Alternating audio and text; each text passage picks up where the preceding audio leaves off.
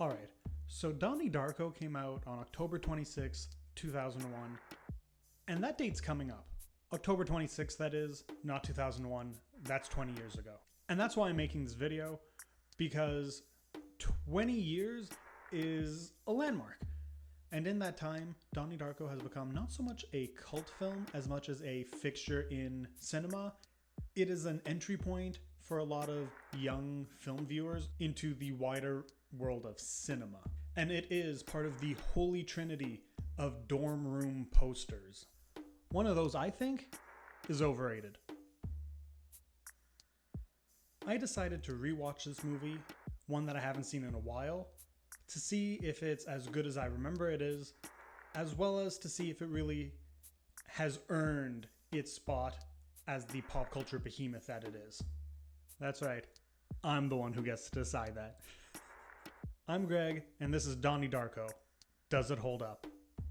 Let's do this.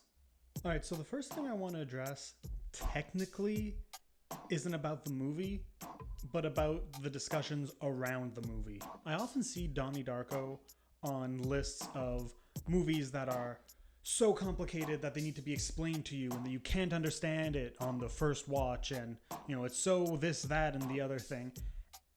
And I think that's wrong. And I don't mean that as a diss to the movie. I think that it's more of a compliment, because it is a film that covers heady concepts that it explains quite well in a few dialogue scenes and some great visual storytelling. Anyways, I think it works really well, and the discourse around this film is a bit wrong. Sue me if you disagree. Don't sue me, please. I have no money. This all sets up the first actual point I want to talk about, and that's the film's writing. The script's dialogue is extremely strong.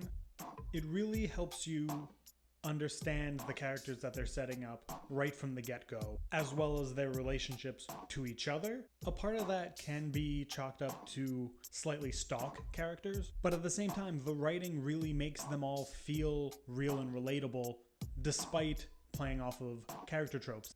Just look at that first dinner scene at the beginning of the film, and it really just says, here are the characters, here are their relationships to each other, without having to explain it.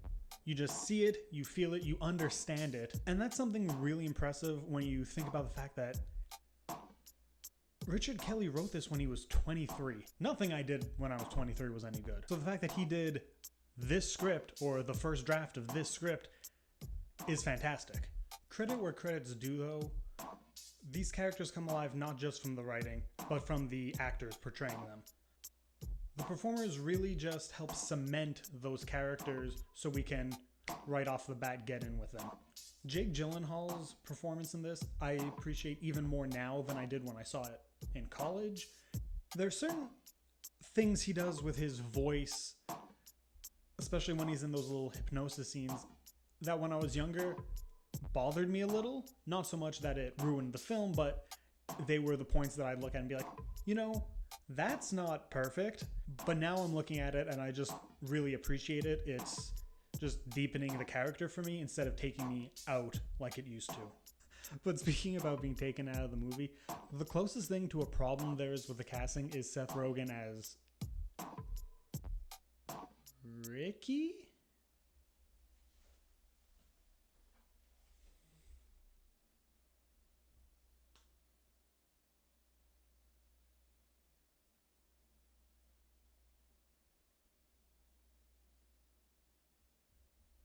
Yeah, Ricky.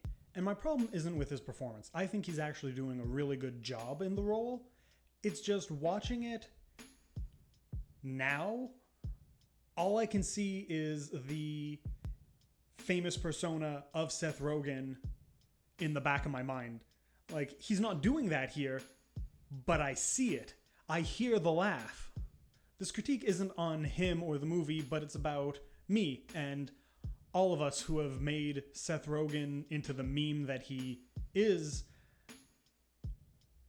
That ruins a really good performance he's giving here, which is too bad.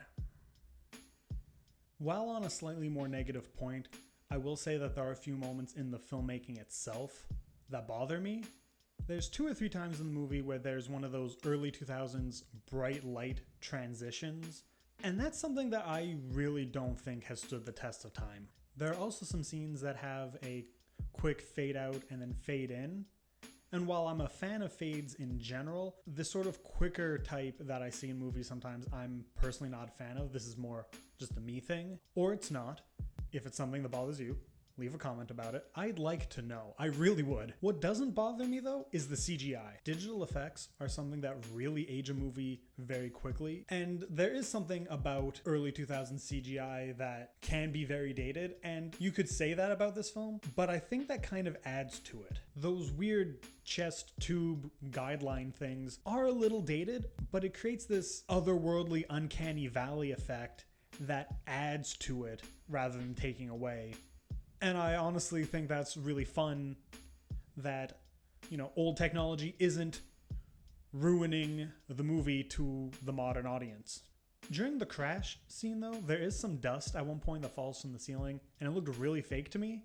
I don't know, I'm just throwing that out there. The filmmaking on display in this movie is extremely solid. The sequences that have a lot more director flair to it, like the establishing shots in the school, are very well done. They don't feel amateurish like a first-time director straight out of film school would feel. It's all very solid and controlled in a way that I appreciate, because that's stuff that's easy to go over the top with and end up looking bad. Not hot takes. Richard Kelly made a very solid film, and it's got that early 2000s style like I keep mentioning, but that's something I appreciate, so that's not a negative. It's really great how even dialogue scenes are composed and lit in a way that adds to the tone and atmosphere of the film. It's all very well thought out, all very well constructed.